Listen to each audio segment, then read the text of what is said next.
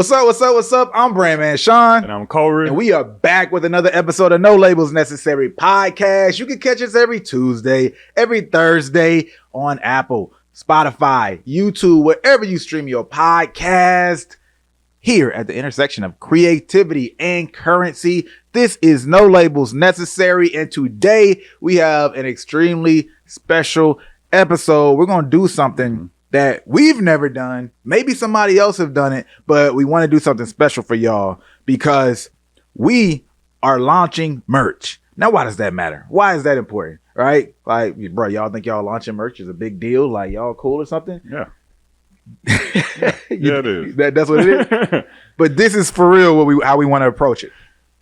We want to learn this in real time, chronicle this in real time, show you guys our lessons. This isn't something that we're trying to sell a course on. We're not selling, course on merch. We're not doing any upsells or affiliates on merch. We are going to build our merch brand in real time because many of y'all have been requesting that we do this. So we're going to, not requesting that we do what we're about to do this process, but requesting that we do some merch, right? Yeah. We've seen the comments, etc. But now that we got along with it, we always thought about like our community is about, education, exchange of information. So how can we like provide value instead of just launching merch, throwing it out there out of nowhere and just dropping it? Why don't we let them see how our decisions came about, see how we learned about certain things that are accessible and which way we want to go about it? So I think it's going to be real cool because y'all will be able to see how we think about the economics. We're going to go through that in the episode, where we're sourcing things, why we're sourcing things, and maybe y'all know more about us on some of this, right? I know a lot of times y'all come to us for shit, right? Maybe y'all put us on game. We are all open to it, but this is just going to be a great community builder where we can all exchange, build, drop info and game in real time. And hopefully, whether it's from shit we say here or some of the stuff that people drop in the comments, when we do this series, every time we do an update, y'all will be able to get some game for y'all to be able to apply to what you're doing. Yeah, that's pretty much it. That's dope. Let's get into it. So, again, we're going to talk about our research this episode that we did to go about this process. We're going to give you our inspiration for our designs while we're doing things like what we're doing. What we learned about international versus domestic vendors and how we're approaching things. Why we price things the way we priced, everything that we considered. Using our current business acumen, and then some of the advice that from people that we got to talk to, and even how to sell merch. Because, by the way, we're not new to selling merch, right? We've helped artists sell merch, right? We've sold shirts before, like as part of events and things. I got one on right now. They're exactly, right? But truly, like building it as a full brand and looking at like sourcing and doing this at scale. It's a new process. Yeah. It's a new process, right? Versus just asking your homie to go ahead and press up some shirts and selling them in a small portion, a small batch. And then at the end, we're going to talk about what we wish we knew. All right. Now, first, what's the inspiration behind building merch? We kind of already touched on this.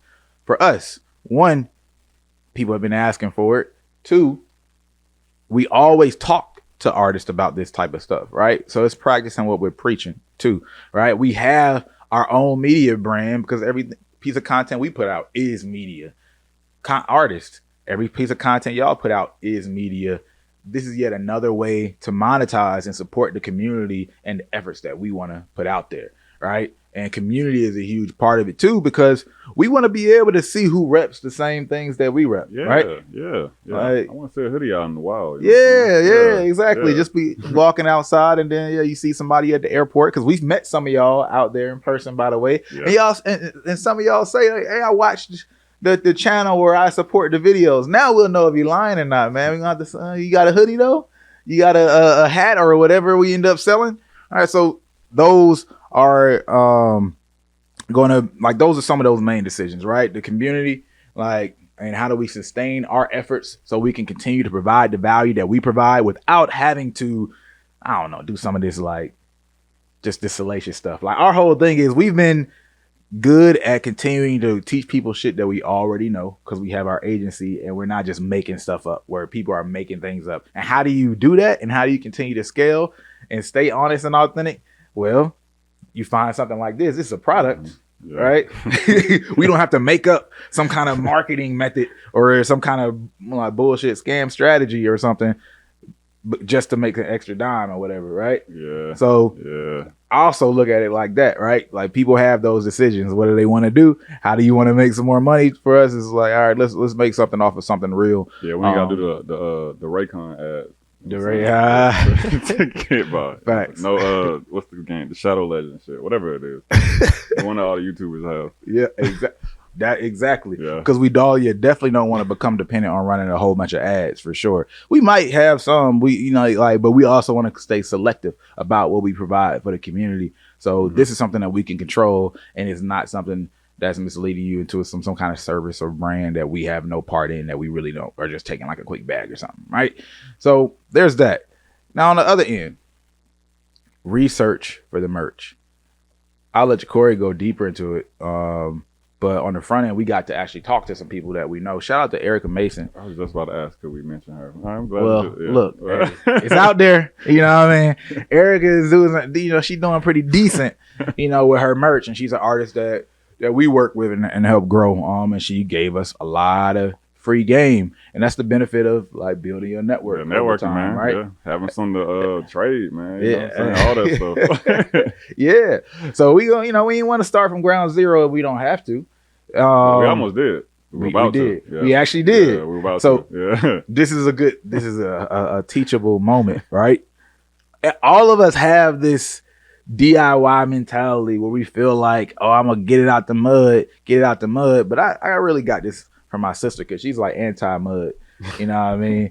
She willing to work, but she don't like this glorification of the grinding and mud type shit, right? Yeah, I feel it. And I have to remind myself, after you build to a certain point, like, why would you go to ground zero if you don't have to? Yeah. Just for the sake of it, for your ego to say, I got it out the mud? It's like, bro, but you could start here, because the whole point is keep building from where you are. Mm-hmm. And there's layers and layers and layers. If I keep going to ground zero, how am I going to get to level like 1,000? I think it's only 100 levels, but once I get to level 100, I realize, oh shit, it's more levels, right? Yeah. So I thought about that, because not only did we almost start from ground zero on that, a quick aside, we were looking at doing ads on a platform that we hadn't really done heavily before, LinkedIn. Oh yeah. And started building out the whole process. Yeah. And then as we got into the process, wasting some time, we thought about it. It was like, hey, you know what? We know one person who's doing LinkedIn already. And know what? There's some agencies and courses out there. Let us see, instead of starting from ground zero. All right. It's the same type of mentality that we preach to y'all. And boy, did we learn some shit. And you know what? Instead of working hard on LinkedIn right now, what we're doing is pausing on LinkedIn right now because of the stuff we learned. You know what I mean? So we could have wasted a good 40, 50 hours bumping our head versus just, in about maybe 3 hours max spent of conversation. Okay, conversation. Yeah. Well, I thought you meant like action after. Yeah. Not the action. Okay, yeah. You know what I'm saying? From the conversation, shit, that led to us saying, oh, you know what? We need not to do this right now and focus on the other stuff. So, yeah. Again, the research process, is dope to be able to lean on people if you can, and shortcut stuff. But like, get into your process for the research and some of the other things you looked at beyond like the conversation and the sites, maybe.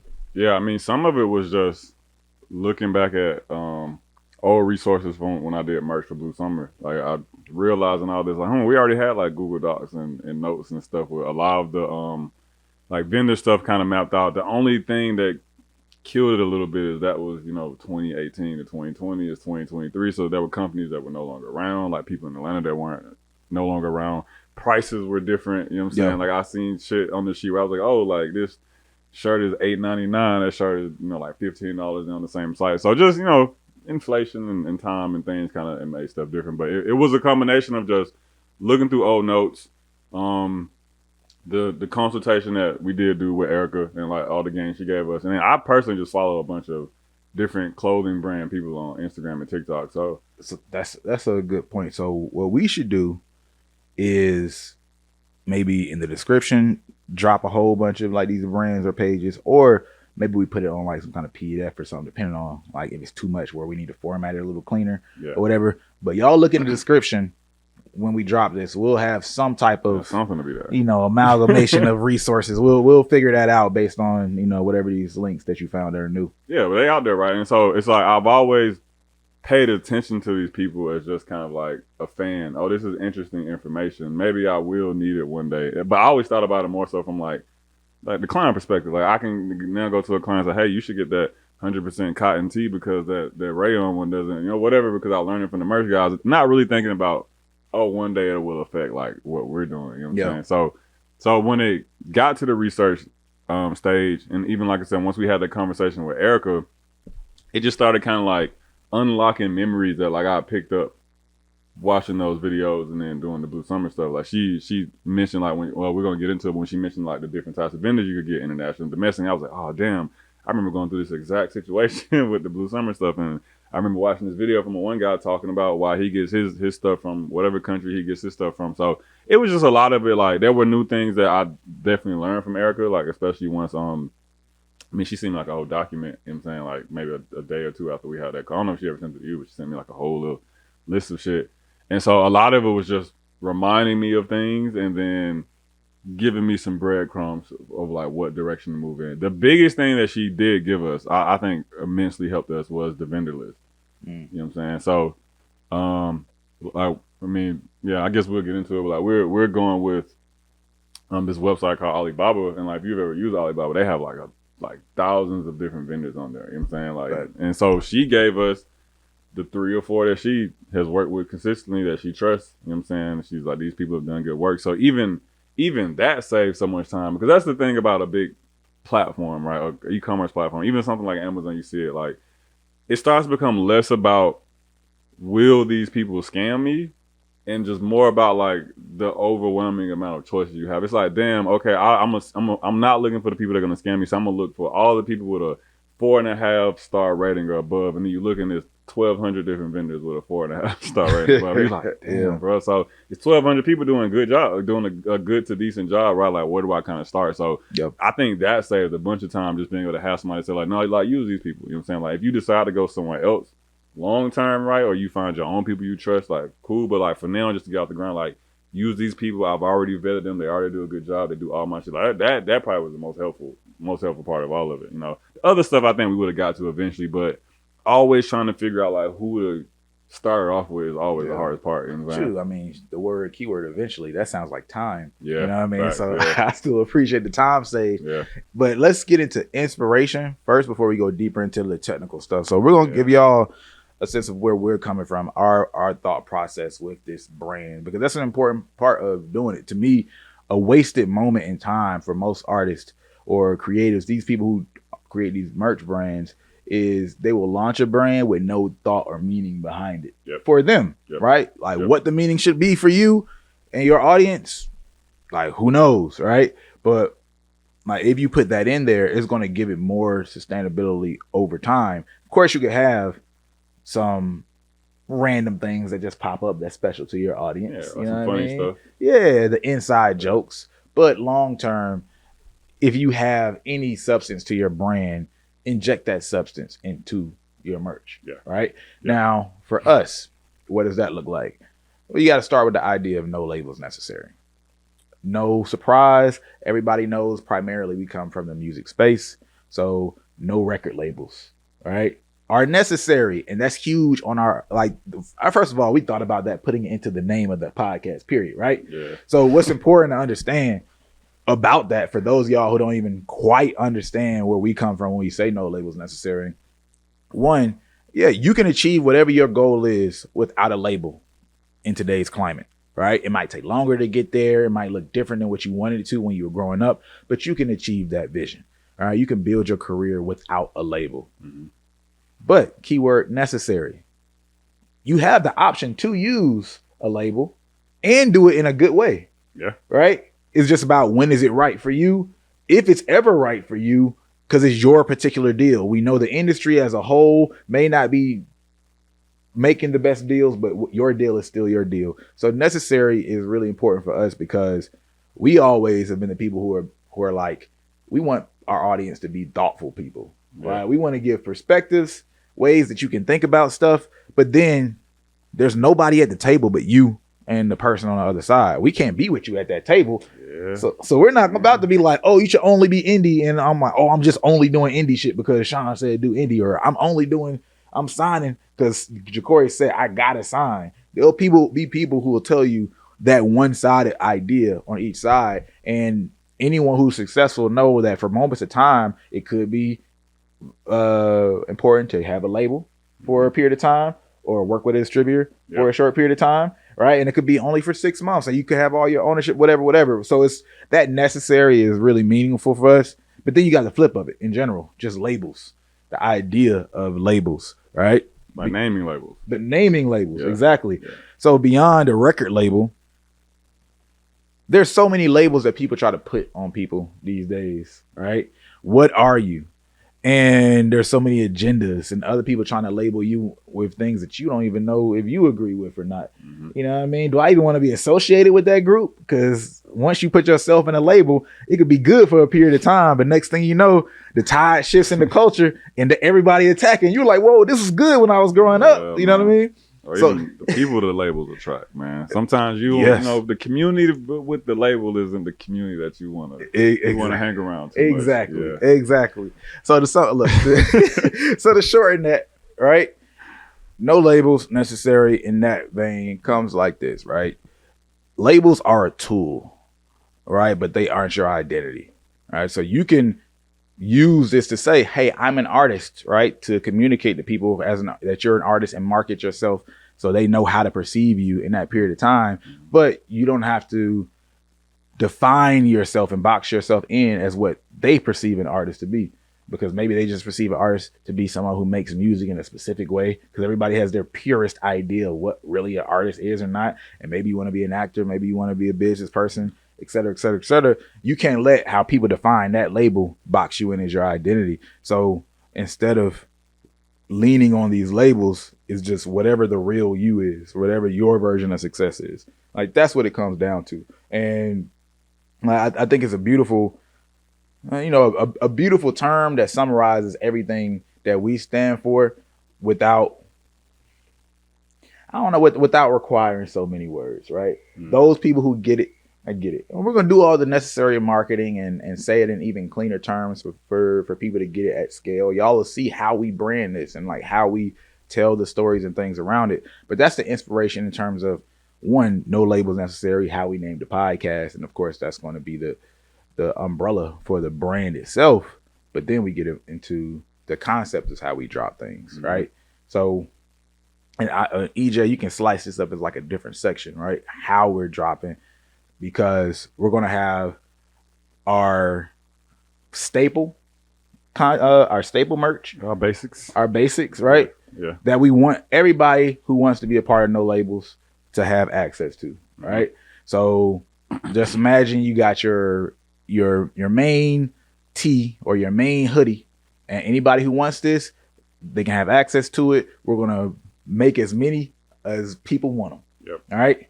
Yep. But then we're also going to have capsules. So we'll have staples and capsules. So there'll be special periods of time where if it's a season or reason, we're going to drop a special limited amount of merch. Whatever that design looks like. We'll get into that in another episode where we talk about our inspirations and why they're going to be done the way they look like. So we don't, because that'll sidetrack. That's a whole another can of worms to unpack. But we will have our staples again, and I think everybody should do a version of that if they can, especially people who have like audiences digitally where there are inside jokes. So let's just imagine that. Everybody might not want the inside joke. Everybody loves when Corey says, "I'm Corey," right? Hey, y'all say that. Y'all want to see that on a shirt. We're going to see how many of y'all really want to see that on a shirt. You know what I mean?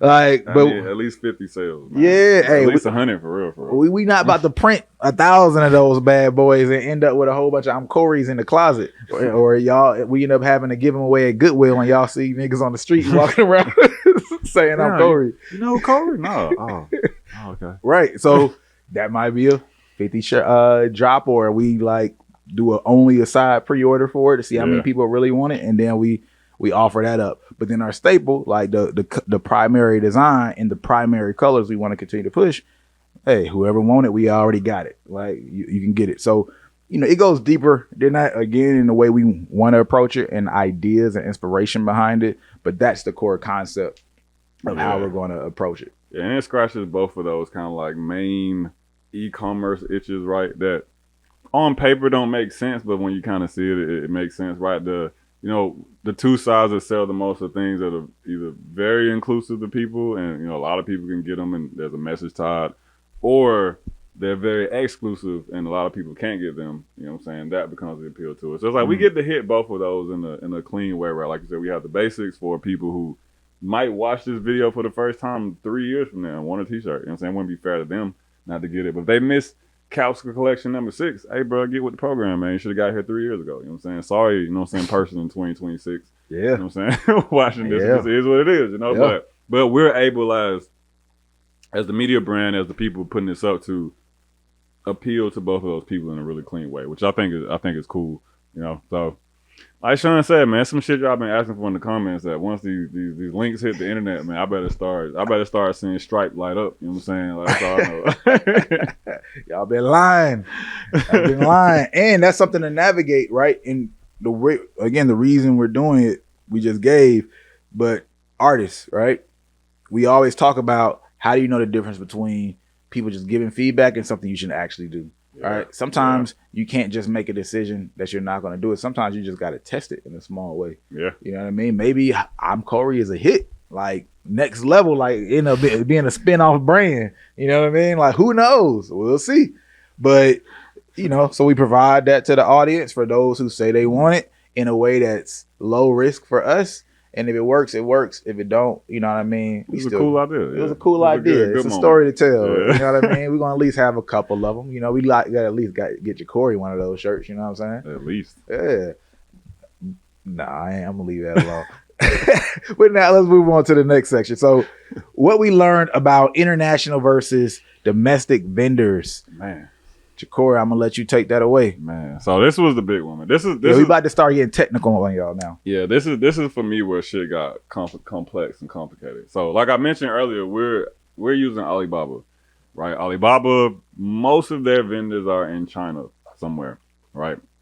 And so when we had that consultation with Erica brought up the point of, hey, you can get really high quality vendors in America. There's like maybe 4 good ones in Atlanta. From what I've heard, if you're from Atlanta, you disagree, but I just heard it's like 4 good ones. But the American ones are more expensive. Typically, anywhere from 1.5 to like 4x the cost of what you might be getting from China, right? Great example. There was a hoodie that I was looking at for some of our hoodie designs. I don't think it's the one we actually went with, but I was looking at it. That hoodie was like maybe $16 over there, and I saw it on an American vendor site, and they had it for like 32, like 35 or something. So like double the price, right? Yeah. So the rumors that you hear are true. Shit is cheaper in China, apparently. You know what I'm saying? Cheaper when you leave the States. Now the caveat to that is that shit takes forever to get here, right? So the times that we were given, sample pieces, a week to get made, a week or 2 to get made, maybe 3 weeks to get here. You order stuff in batch that's anywhere from 5 to 8 weeks for it to get here. Versus if I bought that shit in Atlanta, once it's done, I could just drive up there, pick it up, bring it home, maybe take it to your house, and we'd be good, right? Yeah. But that's kind of what we're going through right now. We decided to go with Alibaba just because it's the first lunch, right? You know what I'm saying? We're gonna bump our heads. We want to see what costs look like. You know what I'm saying? See. Like Sean's been saying, how many of y'all are actually going to buy? You know what I'm saying? How many of y'all are real about that? And then maybe we will at some point switch to a more domestic vendor so where we can get things made faster. But for now, like price of getting shit made was a big one for us. You know what I'm saying? Tell them, hey, we're going to be transparent out here. Tell them how much we're paying for samples and all that.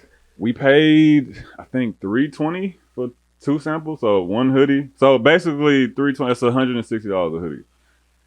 And that shit sounds expensive as hell to me. Usually, as the people who are the owners of a brand, you get like that cheap cost. Like I remember I did a book on Amazon years ago, and you could sell it for whatever you want, but if you just order it directly for yourself, you might pay like, I don't know, $3, right? But if you were selling on Amazon, it had to be no less than $10 or something like that, right? So usually you get the discount. To me, we're getting the more expensive version. Yeah, and I thought that the way that I've rationalized it for myself is maybe they're charging you so much in case you don't come back. You know what I'm saying? Like, so it's Maybe. like you're not just gonna finesse me out of a cheap hoodie or a cheap Yeah. tee or something like that, right?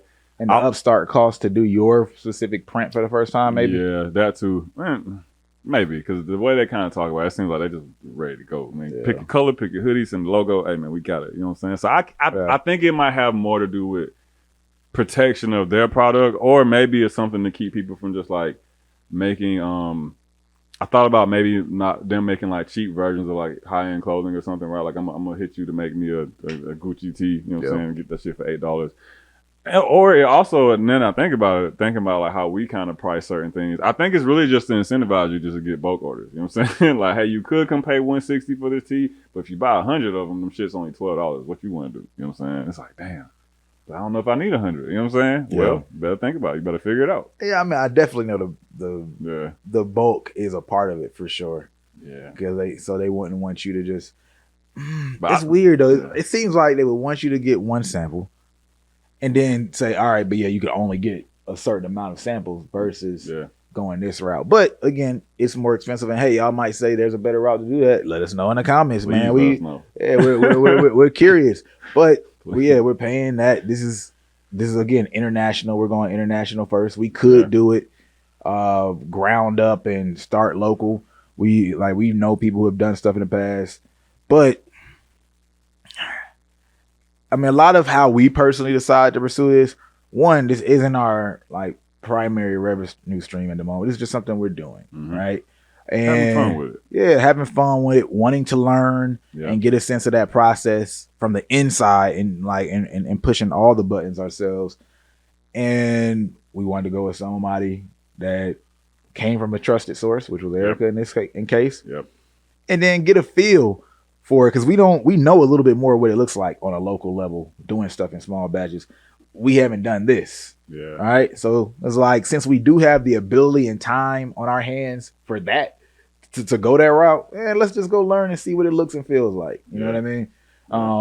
Because and we're even going straight to quality, because there's some local vendors that are lower quality and some brands that are lower quality. A lot of times people start with the cheapest and then work their way up into higher quality as they build. Yeah, we started with the good shit. We started with the good stuff. One, because how we want our brand to be perceived, all right, specifically, which I think you had that as a part, something so we'll go deeper into that. But like, even beyond perception, we're just in a space where we can go that route. Right. And start there. Where many times, like how I talk about getting out the mud, like habitually, I will start at the low and then work to the high. Right. With the Gildan tee. Yeah. And we will recommend something similar. Gildan, I don't know if we'll go Gildan bad. You know what I mean? What's up on Jersey? Right. All right. But a lot of times that's the better way to do it for many of y'all. Like, go ahead and cut your teeth on something cheap and quick. And like, don't waste that time, because you need quick feedback loops. We can deal with a longer feedback loop for now. You know what I mean? We'll see. Like, when we get it and things turn out however they turn out, we might be like, oh shit, bro, we should have just went the tried and true route. But that's where we are with it. I mean, I hope we don't ever get to that though. I'll be hurt if we had to be like, hey man, look, bro, the numbers went right this month. We got to get them Gildans. I'm like, damn, man. You know? But like you said, like, that was the thing. Well, we didn't really fight on it, but like we spent a lot of time discussing like at what point, what level do we want the quality to come out, right? We were like, do we want to start at a 3 and give ourselves room to grow? Do we want to start at like a 6? You know what I'm saying? Give ourselves, come out higher quality, but have a little less room to grow. I think we landed around starting at like a 7, 8. You know what I'm saying? Like, so we don't have a crazy amount of room to grow in terms of quality, but we could grow in terms of design and packaging and all the other things that'll make it cool. But you at least, like Sean said, be getting good quality products out the gate. You know what I'm saying? Like, exactly. Your hoodie ain't gonna fall apart on you while you're hooping. You know what I'm saying? Exactly. And a huge part for me, by the way, was having my experience with merch, like that I bought from other people. Right. And I might love it. It might be dope. Might look great, but then a couple of washes. And it's like, it's cracking, and now I can't even wear it anymore. And I'm like, that person's losing out, because I love this and I will wear this all the time, and now I can't. Because it's starting to crack. So Like long term, I look at it as cheaper that way. It might be harder to get that conversion of the sale, but once you have that relationship, one, you have somebody who knows it's gonna last, so they appreciate it. So you might be more willing. Like I'm more willing to buy from you again, like an extra $20 if I know that it's actually going to stay around versus. And that last time I got something from you, it didn't last. So I personally don't want people to go through that because I've been going through that recently, like with pieces that I love. Call them out, man. Nah. not here, not now, Let man. people know, man. Not here, not now, bro. No, but yeah, that's true. Yeah, I was about to name somebody, but never mind. But I do have you gotta remember, I love these people. I love these pieces. I'm gonna give them a call. You know what I mean? I can't put them on blast on the pod before I give them a call. I gotta let them hear from the people first. That's how I like to do it, man. Let the people hit that DMs first. I'm like, damn, what they talking about? And I call them later, and I'm like, oh man, the people probably don't told you about now. What I said about you? Yeah, but that hoodie was trash. I want to talk to you about it, man. So hey, man, why have the audience if we can't use them? You know what I'm saying? Well, if we can't use them as messengers, you know what I'm saying? Nah. But yeah, like I agree with that. Like, and that's even something that over the last week or so we've been talking about too, is just increasing the quality of the experience. Cause I ain't gonna lie to y'all, when we first had this idea, they was gonna get these shits in regular UPS boxes. Like, it's gonna be a hoodie. Maybe some bubble wrap or some polythene wrap or something in between. But it's going to be shirt, wrap, box. And then the other day, I was talking to Sean and the rest of the team. I was like, no, I really want to take like at least this first drop to see what we can do with the quality in terms of the packaging. So now I'm looking at like bags and little insert cards and stuff that would like make it a more experiential feeling overall. You know what I'm saying? To where you don't feel like I just ripped the plastic bag open and pull the hoodie out, which like I said, I don't know if we would have got to that if we had did this like weeks ago like we wanted to. I think we would have just like rushed straight into it, came with the UPS box. So in a way, the longer vendor time has forced us to think about things that if we could have just got this shit done in Atlanta, we probably would have. I really feel like we would have just did it in a week or so, and then this episode be about how that shit, you know what I'm saying, is y'all should have been bought this shit, you know what I'm saying? Like we've been pushing this shit out for weeks. So I am appreciative of the time that some of the stuff is, you know, giving us, because it's forced us to sit back and think about other elements of the merch brand, you know what I'm saying, instead of going like straight product, which I do think that's what most people start, right? Because you're so excited about the product, and then you spend all this time making this great t-shirt design, this great hoodie design, and then it's like, and then what? You know, like I said, you shipping your shit out in Kroger bags in the UPS box because you didn't think about the full customer service funnel. And to the point you just made, which I never thought about, but yeah, you're right. So I could sell this person a $20 tee that lasts, let's say, 2 months. Or I can sell this person a $100 t-shirt that lasts them 2 years. I got 2 years worth of marketing versus 2 months worth of marketing on this side. So that's already a better deal, right? And then the retention of the customer is more likely a lot cheaper, right? Because now with this person, every time they look at your shit, they're more likely to buy. They're reminded of how great the quality is, so that they're retained within the brand a lot longer. Versus that $20 person might be like, oh yeah, that design was cool, but like that shit fell apart on me. Like you said, like, you know, that shit fell apart on me. So like now, fast fashion, bro. Yeah. So now you have to, which I don't think people think about. You have to win them back over, and sometimes it's more expensive to even win over a person that once thought good things about you than a completely new person, right? Because this person got stigmas and shit in his head now, right? Like, they've seen the inside of the operation. You can't wow them with like the dream anymore. It's like nah, bro. I ordered a tea. Like that shit was a guilt. You know what I'm saying? That shit cracked on my first watch. So I didn't even think about that, but it's something that we are thinking about now that we're being super conscious of. I would recommend to people, like, yo, if you're gonna plan your merch funnel out, like, don't just stop at the product. Start at least thinking about the experience of it. Like you said, but like that matters. You know what I'm saying? Like, you want it to mean something. Yeah, right? like I like brands where like opening the packaging feels like an experience. You know what I'm saying? Or like, or like you walk around with your bright yellow bag and like it looks cool, right? Like the bag itself is a cool thing, and so people think like, damn, if the bag hard, imagine what's in the bag. It's like when you see people go to like designer stores, but like they spend a lot of money on the bags because it shows something, right? Like if the company was willing to put this amount of quality and effort into the fucking bag. Yeah. Like I said, imagine what's in the bag. You know what I'm saying? What's in the bag could be some bullshit. Exactly. But you're not going to know because of the bag. Boy, it will show us fun opening this thing up. Yeah, exactly. Hey, and keep in mind, all this talk Jacory talking, we could turn around and be like, hey, man, it's nice to have that nice packaging, but boy, it ain't worth it, bro. It's so much work, whatever. You know, like, who knows, right? We might come back that way. But that's why we want to do it in this format, right? Where we're not just saying do this, do that. Being people who a part of No Labels Necessary is not just saying we go this route. Is no, find the route that's for you, which means you have to be thoughtful and understand different perspectives. We're not doing here's a checklist of what we did for merch. We're showing y'all the thoughts and that we've gone through, and then we'll continue to show y'all that as it evolves. Because then you can say, oh yeah, he didn't just do this, he did it because he did that. But then, hey, episode 3 about merch, he kind of flipped on it. But here's why he flipped on it, But but we know for a fact packaging is important. Just like Jacory said, it's just then going to become the economics of our time, cost, and what that looks like. But again, I think this first drop is a great place to do it, because where we are and just doing this as an experiment at the beginning is like a great place to go. Well, shoot, let's try everything. Let's try to make it as dope as possible, fulfill the vision, and bump our heads that way. Because now we can just use this one drop, especially since we got so much time and the turnaround ain't quick, to then say we know what a pre-order process look like, which we'll get into. We know what the high quality looks like. We know what the merch cards like. We could get every single part of the process, because otherwise we'd have to wait another X amount of months just to get the information. You know what I mean?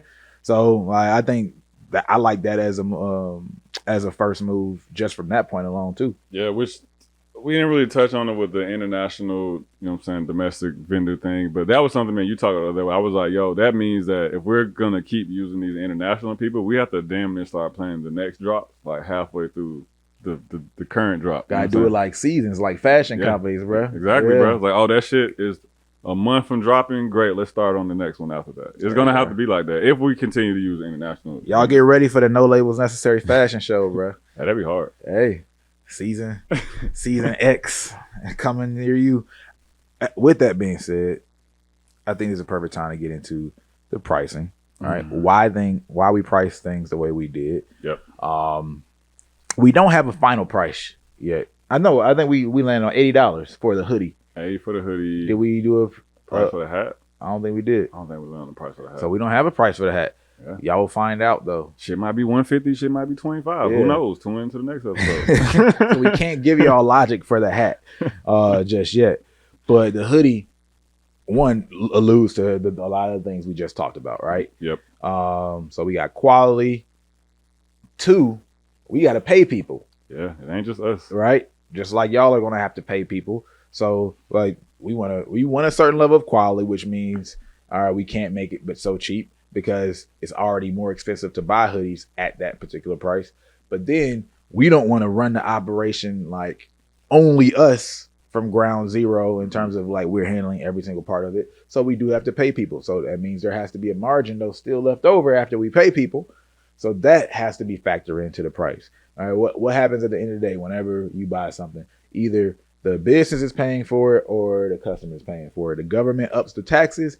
All this stuff gets increased. You wonder why? Because, the government said that these taxes are being in play, and now all of a sudden that's going to be an extra 7 cents. 7 cents not a lot, but I multiply that by 100 million, hundreds or thousands of orders of French fries. Know what? These fries ain't $1 no more. It's $1.19. You know what I mean? Yeah. So like that, right?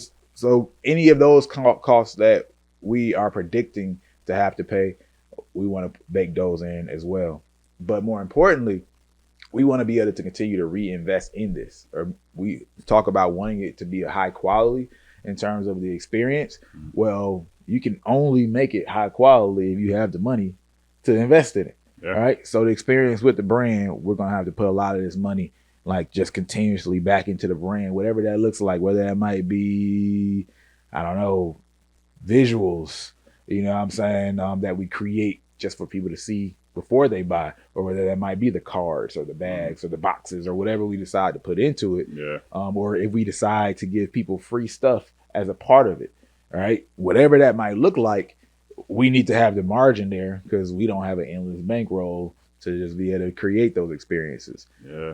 And some of the products be expensive. Like, I mean, it's some down the line shit, but it's one product, just the start, gonna be crazy. You know what I'm saying? So it's like just to even get, I mean, I know once we put it out there, people are gonna be like, oh, that's hard, but it's like, it's just expensive. You know what I'm saying? Yeah. So yeah, like it's like we want to be able to just make sure it doesn't stop with where things are, and I look at that in terms of quality of product and quality of team. Like like I said, like right now we damn near outsourcing everything. Yeah. You know what I'm saying? But at some point, I would love to just have a motherfucker just focused on pressing up merch all day. Hey, bro, that's all you do, man. You're gonna sit here in this warehouse for us or wherever you at and just knock out orders for us, right? I would love to have somebody ship out shit for us because the first batch probably gonna be, you know what I'm saying, touched by Kobe, touched by Sean, you know what I'm saying? Like, but I would love to have somebody just shipping this shit out so we can focus on creatives and, you know what I'm saying, and reading the audience and figuring out like what y'all want so we can get that done. But you know, like Sean said, we're in the mud right now, man. It don't work like that when you're in the mud. You know what I'm saying? You gotta get out first. So yeah, you know, we not starting where we starting just for the sake of fuck it. You know what I'm saying? It's just kind of like we're looking at like this is a price that will allow us to continue to invest in the company in a way that will allow us to continue serving the audience in a really high quality way. Yep. You know, you get what you pay for. Speak on perceived value. Perceived value? Yeah. Damn. Hey, look, people say that you get what you pay for, but you don't always get what you think you paid for. Yeah. And that's the difference. And we want to take that paradigm though, and hopefully do that on the positive side. So you got something that's greater than what you thought you paid for. Yeah. All right. Yeah. So I mean, I guess I'm trying to think of how to explain it. So I mean, all right. So we all know what actual value is, right? At least when it comes to clothing, actual value is typically like what's the merch. I mean, not what's the merch. What's the quality of it? Yeah, the hard cost. Like, is it a cotton, 100% cotton? Is it a cotton rayon blend? Or using some cheap materials, right? So like, actual quality when it comes to clothing is like, what is it made of? You know what I'm saying? Like, how long does the material last? Like, what is the material good for? And things like that. Perceived value is the value of it. I'm trying to explain, like kind of like intrinsic values that have nothing to do with quality, right? So like, if we think about something like, let's say Gucci, right? Gucci and I don't know the name of Target's brand, but Target's brand could Musimo. Musimo could get their tees from the exact same factory, right? They both start off with the $15 blank and work their way up from there. Now, let's just say both of them put the same word on the shirt, right? If I walk out in the Musimo shirt, nobody really thinks anything of me other than like maybe he's a frugal guy because he's shopping clothing at Target, right? If I walk out in the world with the Gucci shirt, people start saying, "Oh, this guy probably has money. This guy probably has status. Maybe he's like I don't know. I think it'd be racist because of a lot of saying. Maybe he's a rapper or something. You know what I'm saying? Yeah. Like, you know what I'm saying? Like, there's a value that comes from what people think about what you're wearing, right? About what you're wearing and the messaging of the clothing brand that you put out, right? So I'm trying to think of an example of the messaging part, but let's say something like who has a clothing brand with a message attached to it? Let's say like Tyler's like Golf Wing, right? Like Tyler's Golf Wing clothing brand, he's always put the message about is like this is about, you know, being yourself and, you know what I'm saying, and creativity and things like that. And so it's like if you're someone that resonates with that message, then you wear the clothing brand to signify to other people that, hey, we have the same mindset. We have the same values and goals, or at least, you know, at least in this world. You know what I'm saying? Like at least when it comes to this type of thing. So the perceived value I look at is like, what is the value that you get from other people looking at it in it, right? Like what do you get community because of it? Are there certain benefits that come from it, right? Like I mean, I've told the story about the sweater, man. You know what I'm saying? Like that sweater, bro, is so much deeper than just, you know what I'm saying? Like the money I pay for, that sweater's got me networking opportunities. Yeah. That sweater don't got me phone numbers, you know what I'm saying? Professional and unprofessional. You know what I'm saying? So like there's a certain amount of like the value that I get from it outside of just like the material that's made from, you know what I'm saying? And so I think that's something that you think about with, or we're thinking about with the clothing brands, like, all right, like I said, we want the actual quality of it to be nice. Like we want the actual value of it to be nice. But then like we want there to be some type of perceived value from the community of people that wears this. So if you're walking past another person and they have a no label necessary merch on, then you know like, hey, that guy's probably a DIY creative that, you know what I'm saying, that's getting his shit together or something, right? And then you guys or you guys, girls can connect around that. And we were able to bring that value to each other. Y'all were able to find each other because of the thing that we put out into the world. You know what I'm saying? So like, I don't know if I explain perceived value right, but that's how my brain interpolates it. You know what I'm saying? Yeah, we could go like deeper into it in another direction. But I think the things that I heard you say right? It touched on, again, the actual value, like what is the hard cost to create this, right? Yeah. So there's that. Or that's the cost. That's just the hard cost. That's not even value necessarily. Value is all basically perceived or subjective, right? Yeah. So what is the cost of creating the shirt, and then the value is going to be dependent on the person, and everything you just broke down is value. Like value in terms of the packaging could say this is more aspirational, or I'm just going to perceive that it's worth more because I got this out at Link Square or Fifth Plaza, which are like high-end malls in Atlanta, versus I got this out the back of somebody's car, right? Yeah, so yeah, exactly. Yeah. So the placement, the packaging tells you if it's worth, or at least it leads you to believe and perceive something as more valuable or not, right? Yeah. Then you got the other aspect, which you touched on, which is more intrinsic, which is super subjective, because if somebody doesn't resonate with the message, they're not going to care about it as much. So the value's not there for them. Yep. They might just buy it because, oh, this is in Linux and this look lit. This looks cool. Somebody else might buy it because they see somebody else wearing it. Yeah. And now this is just a trend. So I'm trying to be a part of it. Then you got other people, the target people, right? These are the people that you should be targeting, are the people who see value in the message itself. Yep. Whatever your message is for your particular brand. Yep. That's how I see it. And then there's a couple of anecdotes I got. All right. So one is a research and one is a personal experience in terms of value. Okay. One, I learned about this toothbrush company. And I think it was one of the bigger names that everybody knows, but I can't remember which one, so I won't say. But there was this toothbrush for kids that was amazing.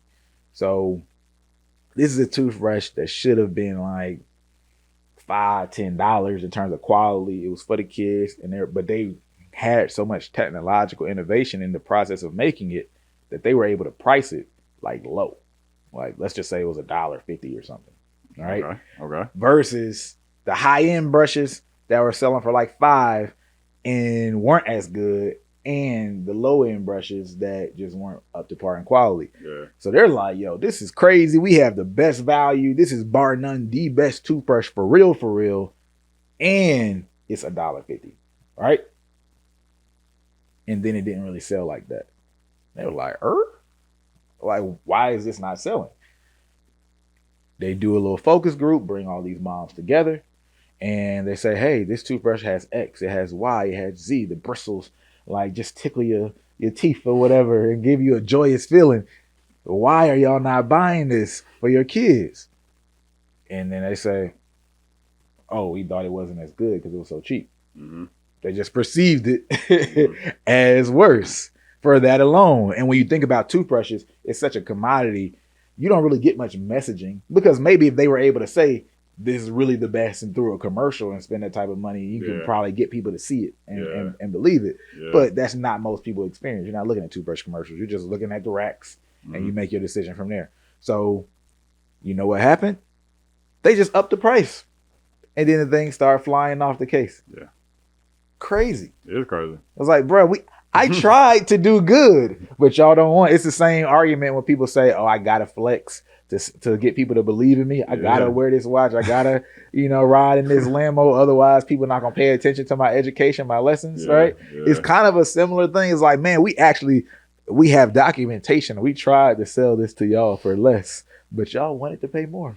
I don't know what y'all want. Y'all don't know what y'all want, right? So that's perception right there. Yeah. All right. And then another case, I had a trip to Thailand, and I'm not gonna go into details of how, like, it was a long marketing funnel or sales funnel that I went through, but I ended up buying this ruby because not ruby, it was a sapphire. My bad. That's a stone? Okay. Sapphire. Okay.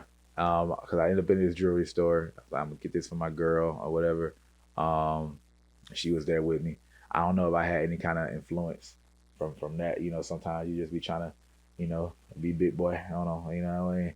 But I don't know if that influence was there. Maybe it was, maybe it wasn't. It probably was. Sometimes it's there and you don't even know it. Yeah, we all been there, man. We all get weak sometimes. Yeah, man. but but there's sometimes when you're obviously on that and you know what you're trying to do, and sometimes you be influenced by it but don't even know it. It's just underlying. Yeah. So I get it. But the huge part of it, they gave me hella story. They gave hella perception. I can't even get into that. I'll do a whole episode for that. It's really like a long story. But they told me how most of the world's sapphire, or a good amount of them, are being made in Thailand. Like, this is the place, this is the source. You know what I'm saying? And you can get them cheaper, generally speaking, in Thailand and anywhere else in the world. So a guy was like, he flipped them, like he bought one there and then like sold it somewhere else. So in my mind, I'm thinking like, either this going to my girl or I'm gonna flip it one way or another. Yeah. Hey, I'm in Thailand, baby. I'm about to take this back to the US and flip that thing, right? So then I get back to the States and I got it appraised a couple times. And I think this might have been around the time I was buying my girl a ring. No, it wasn't the time, same, no, not at all. But I'm trying to figure out who told me this. No, yeah, it was around the sapphire, not the ring. So I go to this one place, I get the thing appraised, and then I didn't like the guy's appraisal. You know what I mean? It wasn't Too low. It was too low. Okay. I think it was even less than what I bought it for, technically USD. Okay. Yeah. Okay. I was like, oh shoot, I got finesse. Yeah, first rate. You know what I mean? I can't run up on them. You know, I would have to fly, walk, run, bike, and boat to get to them. That's not worth the cost. And then I got it appraised again because also I'm just like, hey, you know, I could also just use this as a learning lesson. And the guy was like, the second guy, he really gave me game. And he was just like, first of all, you know, diamonds, sapphires, all this stuff. Like, people say it's an investment, but it's really not an investment, right? And he said that he said pretty much when you buy them, they all lose value. And people will tell you again that it's some type of investment, but here's the reality. It's hard for most people to actually sell a diamond, sell a sapphire or something like this and flip it. Why is that? Because Shakur, when you're trying to look for a sapphire, you're trying to look for a diamond, you don't have the education in most cases to really figure out if it's real. Yeah. Right? Like, even me, I'd be like, hey, Shakur, I got this sapphire, you know, it's only for, I'm gonna give it to you for this much. And I'm like, I don't know, man. Like, I don't really know about this sapphire. Am I really getting a good deal? You know what I mean? Like, it's hard to feel comfortable about it, right? Are you trying to finesse me? Right. So that's what most people are dealing with. So what does that mean? He said, it's easier like to sell if you have an entire setup like me. And he like kind of pointed to the spread. This is my world. You see these diamonds, you see all the cases, you have a full store. Yeah. Now people come and they trust you. And those are the people who really can sell. People who are doing one-offs, like, it's very hard to do like those one-off sales. You might find some websites and get into it deep and spend a lot of time and find a way to like, make some money here and there. Yeah. But the perception of it is different. So it's hard for you to sell it. He was like, well, you think about a car. All right, in most cases. And that's changing a little bit because of how people are buying online and things like that. But he was just like, it being on the car lot at a full dealership, there's a lot more trust that goes into that situation where you're willing to purchase.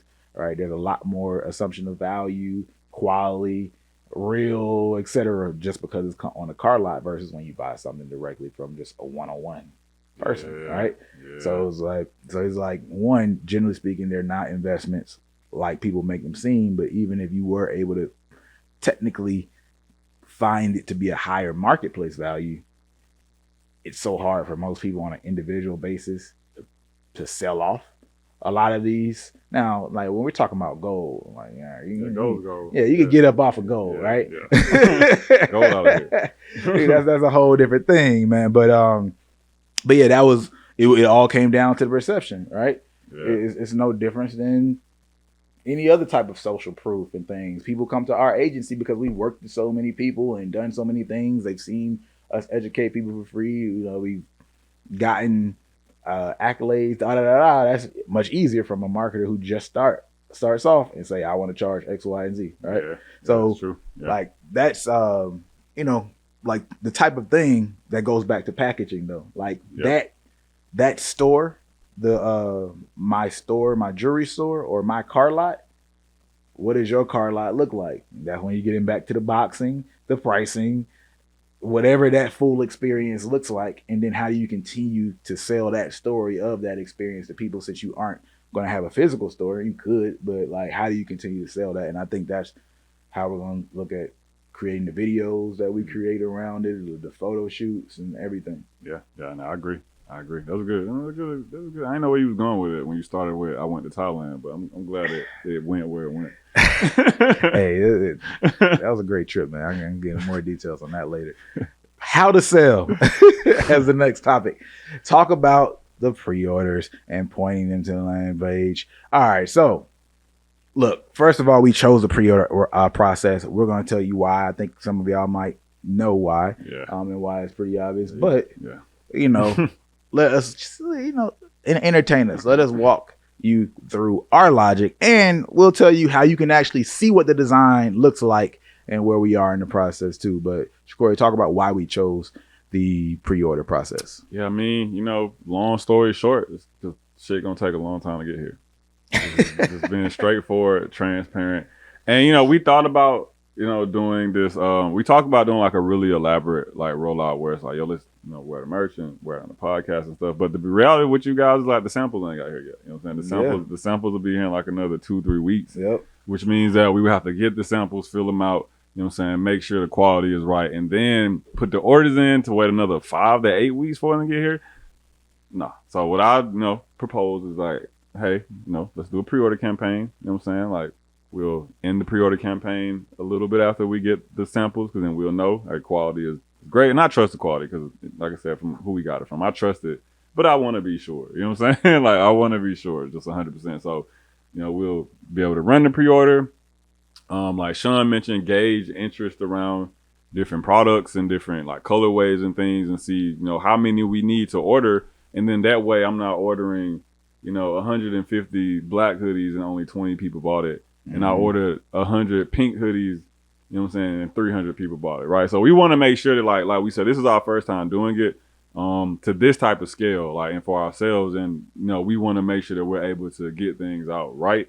And so a pre-order campaign just made the most sense, because now we can see how many of y'all are really serious. And then we can also take your feedback and apply that to future drops, right? Like we said, this first drop is going to be evergreen, essentially. So if Sean is fighting for the blue hoodie and I'm fighting for the red hoodie, and then more of y'all buy the red hoodie, and that gives me leeway to say, hey, Sean, I told you, bro. Now, yes, we're getting 300 of these red hoodies. You know what I'm saying? We're not splitting. We're only going to get 30 of the blue ones because, y'all a minority. You know what I'm saying? Just, it is what it is, So it just felt right logistically, and like we said, like, if we ever move vendors, to somewhere domestically, or we build some type of in-house operation, maybe we'll stop doing this. And maybe the process will be a little more streamlined to where we don't have to have as much lead time to figure out what we need to figure out. But for now, you know what I'm saying, this current iteration, you know what I'm saying, as of today, 2023, the pre-order campaign makes most sense. Yes. Yeah. And if you guys want to see what the design looks like, go to nolabelsnecessary.com. You can see design and go ahead and pre-order if you like one of the designs. If you want to be a part of this inaugural class, I'm gonna tell you, this inaugural class it's gonna be special, right? So we're gonna mark these hoodies for those who are the OGs.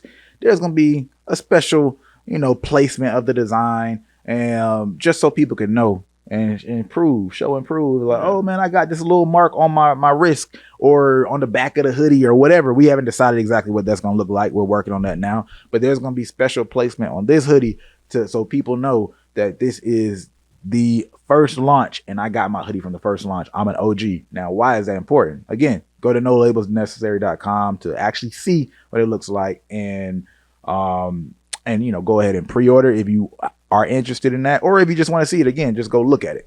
But why do we need this mark for the beginning? So this is going to be our staple piece. Remember earlier we talked about we're going to do capsules that are limited in availability, but we have our staple that is going to be available to whoever wants it, and it's just going to stay available. Right? Whoever. Long term. That's the long term vision, right? For this. And there will probably be a couple of other staple pieces over time. But if this is our staple piece, how do we know that someone got it as an OG piece? You know what I mean? Yeah. Or it's just a staple piece that they bought 2 years from now. Yeah. Well, we know because those first batches are just going to have that small differentiation, that small little patch or whatever that might be, right? Whatever, we haven't decided again what it is going to be, but that's our way of not having to change the design. You got the staple piece, but it's one little mark so we know it's up, and then we're just going to remove it for the future prints. So there's that. And then on the other end, alluding to the pre-order process that Corey talked about, you talk about staple piece and the colors and things like that. We'll be able to know which ones can stay available like in mass in the long term. Yep. Right? Because, oh, shoot. All right. We don't need to make the cream and brown a staple, even though we love that. That might be limited launches or whatever because they don't like that combination. Oh, but yeah, there's enough people buying this black version of the hoodie. So we can always make sure the black is available. And we might have some things that are like key to the process that we're always printing ourselves. And then we might have some things that we like continue to outsource, or it might be vice versa, whatever that looks like. But this type of information is going to inform us like how do we present the pieces in terms of availability, and how do we communicate that to the audience. Which is such a different process to learn. Yeah, that's the next step. I was thinking about that's the next step, man. The nuances of the post lunch. Yeah. So, that's gonna be an interesting video. That's a fact. So again, go to nolabelsnecessary.com. Well, I'll put a link to it under here too. I don't think we're gonna have a backslash or anything weird, but nolabelsnecessary.com to be able to view what it looks like and then also pre-order it. Now, last topic that we want to get to is just the wish I knews. All right. I wish I knew what, Jacory? I wish I knew that China has a 5 to 8 week lead time. Yeah, I for sure wish you knew that. I was like, damn, it takes that long, man? The boat ride is that? It's crazy. It's crazy. What else did you wish you know, Jacory? I wish I knew that samples were so expensive, bro. Like, I was looking like, man, $160 for a hoodie. I don't know what else I could have got with that, but I feel like I could have got a lot of things. You know what I'm saying? That's a fact. It's $320 for 2. So at least I ain't trying to be cheap, but that's at least like 3 Zara hoodies. You know what I'm saying? Like at least I don't know. Is there a designer hoodie out there in the game that you would have paid $200 for? Yeah, I have. All right, well, so respect your own brand. But bro. It's the sample, man. Like it's not the point. It's the sample. The most I've ever paid for a hoodie is like $600.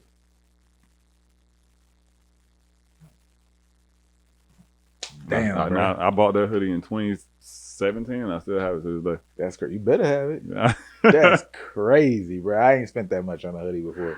No, man, it get wild, man. Like, see, people don't know, man. I come in here in just t-shirts and shit, man. But I got some pieces in my closet, man. Like, I ain't saying I'm proud of it, but they fire.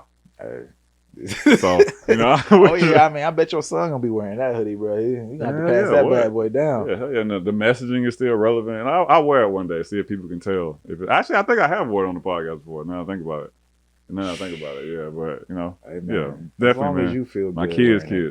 The other thing I wish that I knew, you know what I'm saying, is that like I wish I knew that the vendors don't ship it out for you. What you mean? Like you have to be shipped the product and then you have to ship it to the because it's not drop shipping. Yeah, exactly. Right, I don't know why. Just maybe it could probably me being ignorant. I just assumed like the drop shipping model had taken over everything. So like when the lady I was talking to was like, I'm like, yo, like is there extra fee for shipping? And she said, yeah, there's an extra fee. You know what I'm saying, to ship it to you. And I'm like, nah, but what about like what about everybody else? Like, can I just give you the design and you make it and y'all ship it? And she was like, no, we don't do that. I was like, damn, not even for me. What if I add in a little extra money? And no, you got to ship it. So I'm sure there are companies that do it, but I do wish that I knew that going into it, that every company don't. That is not as prevalent as you would believe from all these drop shipping courses out here online. Exactly, bro. Yeah, exactly, bro. I'm like, man. So they have it. Like there are companies on Alibaba that do it, but like the ones that we got recommended don't do it. You haven't talked about the China-Mexico thing at all they're out here. So, yeah, what's the wish I knew around that? Well, so it's funny that Zach put this on here, but because we had a conversation where I was like, China is, for whatever reason, the most popular place when it comes to, like, clothing vendors and, like, international clothing vendors. It seems, from what I know and what I've seen. And the reason Mexico is on here is I was wondering if it would have been cheaper and gotten here faster if we got vendors from like different countries. So Mexico's on there because Zach was like, yo, maybe like Mexico has like clothing vendors. I was like, maybe I need to look it up. I haven't looked it up yet as of this episode, but that makes me wonder like, hey, would it maybe have taken 2 weeks to get here from Mexico instead of 5 to 8 weeks coming from China? You know what I'm saying? So like, this is more of like a note to myself. It was supposed to be a note to myself, not a note in this, which is funny. You know what I'm saying? But I do. Maybe there's something I wish I knew. I wish I knew that there were other countries that could get this shit made just as cheap and get it here just as fast. So if y'all know about any, Canada, bro, y'all making merch, bro. But see, Canada, man, Canada bougie like us, bro. Like I know, man. You know what I'm saying? Which Puerto Rico, Jamaica, Mexico maybe. Probably bougie like us too, bro. Then I think about it, man. I don't know. I got one of the artists that we've helped grow when we were doing our TikTok boot camp. But shout out to I ain't gonna throw your name out here just yet. You know what I mean? We're gonna have a conversation though. He's very willing to help us. Okay. But artists we took from basically like 3K to I don't know, he's probably at 760K, making a lot of money and all that stuff. He gets his stuff from Mexico or whatever. He got the plug, so I'm gonna ask him like what those numbers look like. But until then, which y'all have to get on episode, we're just gonna run with this China play and see how it goes. Yeah. Well, I'll just say I figure we let this one run go. And then now we have at least something to compare it to. And then we got more education to put out in the marketplace. We'll just let y'all know how that goes on the episode. But again, NoLabelsNecessary.com to pre-order if y'all are interested in this. This pre-order process is going to end on June 19th. Juneteenth, baby. 2023. Show us some love, you know what I mean? That's the day. If any day is to help us out. Throw us a bone on Juneteenth. So this will end there. So we're gonna drop this like 2 weeks before Thursday? Yeah. A couple days from now or whatever. And if y'all even question the hoodie and the value and the pricing, I think we've broken down why we've done that, just being transparent. Mm-hmm. And if anything, y'all like, yo, $80. Remember, we paid $160 for these hoes, bro. So we willing to put our money where our mouth is. We paid double the price just to get these damn samples. Hopefully, just to make sure we get to touch the quality. And that's the biggest thing. I want to mention that as the last thing, which, people might have trailed off by now, but we maybe could talk about on another episode. For me personally, which it kind of gives me like some anxiety, like, damn, bro, it's like all these different options, like you said. And then you have different countries that you can order from, but it's like, but what is the quality? I can't be in the store and touch and feel it. Yeah. So it's like, all right, yeah, okay, what if we could get cheaper hoodies from Mexico? But what if it's not the same type of hoodie that we want, like in terms of the same quality, or even if it's a different, like high quality texture? What if it's not the same cut? You know what I'm saying? And we like the cut a little bit better. The colors, man. Some of them don't have certain colors and stuff. Exactly. Man. Yeah, exactly. Crazy. But hey, we'll see. As we scale one day, we might end up like some of these brands who, some of this product is from this country, some of this product is from that country. You just whoever was available at the time. Whoever could make it the closest to the specs we want. Exactly. But that is yet. Oh, well, let us know. Because, hey, if y'all don't really appreciate this merch episode, and y'all don't want to see us do a series, then we ain't going to keep doing it. But if y'all appreciate this, y'all find value in this, and y'all want to continue to see our process and us putting it out here like that, and, well, yeah, just drop it in the comments. Let us know. This is yet another episode of No Labels Necessary Podcast. I'm Brand Man Sean. And I'm Corey. And we out. Peace.